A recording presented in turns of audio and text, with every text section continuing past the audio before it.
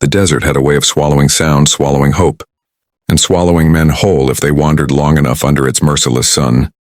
For days, the land had felt like a furnace, its cracked skin desperate for rain, its winds thin and heated like the breath of an iron beast. Even the vultures flew higher than usual, as if the ground itself was sickening. And in all this desolation, a lone cowboy named Mason Hale rode with dust in his throat, and a question in his mind that gnawed at him, like a restless wolf. Was he already too late? His horse staggered beneath him, ribs visible under its hide, but Mason urged it forward toward the distant smoke of the Apache camp. Word had reached him through mountain traders. The tribe's water sources had dried up one by one, the riverbed cracked, the springs contaminated by a landslide. The Apaches were facing drought so brutal it could fracture even the strongest spirits, and although Mason was an outsider, he was not a stranger to them. Months earlier, he had helped an injured young hunter return to his people. Since then, a fragile trust had grown between him and the tribe. And now, knowing they were suffering while he had knowledge that could save them, Mason refused to be still. He dismounted at the camp's edge, where the scent of dust and smoke blended with the metallic taste of despair. Children's lips were cracked. Elders sat with hollow eyes. Warriors looked worn, their strength dampened by dehydration. Mason's boots scraped the ground as he approached the center of the camp, where Chief Dakota stood like an oak refusing to bow to the storm. His eyes were sharp but clouded by worry. "You return in a time of great trial," the chief said, his voice low and steady like a drum's heartbeat. Mason nodded, wiping sweat from his brow. "I came because I know where water still runs." Murmur rippled through the crowd. Warriors exchanged looks. The chief stepped closer. "We searched the lands. Every path, every canyon." "Not every canyon," Mason replied. He unrolled a weathered map, pointing to a narrow ravine he had discovered years earlier while hunting. Beneath its floor ran an underground stream fed by snowmelt from the distant mountains. The Apaches had never used the ravine. It was surrounded by treacherous rock slides, and the trail leading in was nearly invisible. "It's dangerous," Mason admitted, "but there's clean water there. Enough to keep everyone alive until the rains return." The chief studied him, his expression unreadable. "Why risk yourself for a people not your own?" Mason met his gaze.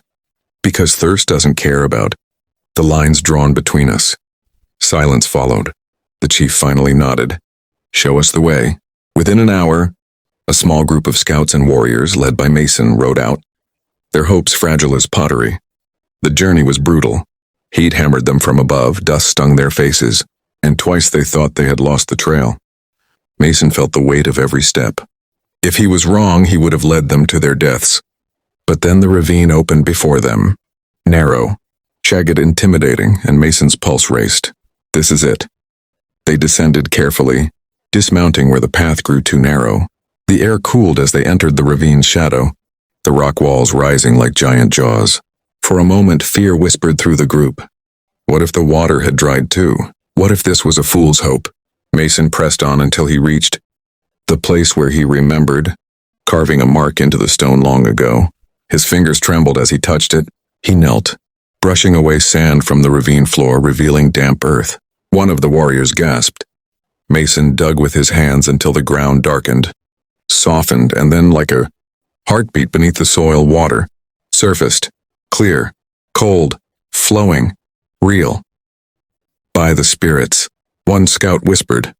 The warriors dropped to their knees, cupping the water, letting it spill over their cracked lips. They filled skins, splashed their faces, and some cried openly. Mason allowed himself a smile, not of pride but of relief. They had found life hidden inside death. They returned to the village with skins full of water and hope full in their eyes. Children clamored around them. Mothers wept. Elders whispered prayers of gratitude. Word spread like wildfire. The cowboy had brought them water. That night, as the tribe gathered under the cooling desert sky, Chief Dakota approached Mason. "You saved us," he said, "and for that there must be recognition." Mason shook his head. "You owe me nothing." The chief lifted a hand. "Do not speak yet. Tomorrow you will see our gratitude, and it may surprise you." Mason didn't know what that meant, but the seriousness in the chief's eyes sent a strange shiver down his spine. The stars above were bright as embers, and though the village celebrated, Mason could not sleep. What kind of gratitude required a warning? As dawn crept over the desert, he would soon find the answer, one that would change everything he thought he understood about honor, tradition, and the strength of a united people, and what he witnessed would shock him to his core. The sun rose slowly, casting gold over the Apaches' camp as though the desert itself were being reborn. The heat had not yet claimed the day, and the air felt almost gentle, a rare kindness. Mason stepped out of his tent, rubbing the sleep from his eyes, only to notice that the entire camp seemed strangely organized, quieter than usual, with an undercurrent of anticipation. Warriors stood tall, elders sat in a semicircle, and children were kept at a respectful distance. At the center of the cleared space was a long line, elegant, proud, and unmoving. 22 women stood shoulder to shoulder, each adorned in traditional attire, their braided hair shining in the early light. Their expressions were solemn but strong, not fearful, not submissive, but dignified. It struck Mason immediately that this gathering was ceremonial, not a spectacle but an honor, and the weight of that respect nearly knocked the breath from his chest. Chief Dakota stepped forward. "Mason, hail!" he called, his voice echoing like a command carried on the wind. Mason approached slowly, unsure, aware that all eyes were on him. The chief gestured toward the women. "These 22 women represent the backbone of our people, our healers, our teachers, our warriors of spirit.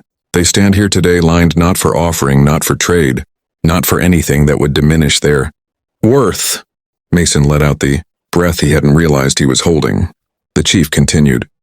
"They stand here because it is our tradition that when a great act of salvation occurs, the women who guide our future come forward to acknowledge the one responsible." The oldest of the 22 women stepped forward.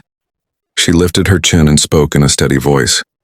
"In our way, standing before the women of the tribe is a recognition that you have earned our trust, our gratitude, our respect." And one by one, the women placed a hand over their hearts, not as a gesture of romantic offering, but as a symbol of unity and honor. Mason felt heat rise to his face. He had expected thanks, maybe a shared meal, maybe a handshake, but not this. Never this. "I don't deserve this," he said quietly. "I only did what any decent man would do." The chief shook his head. "Many men are decent. Few are brave.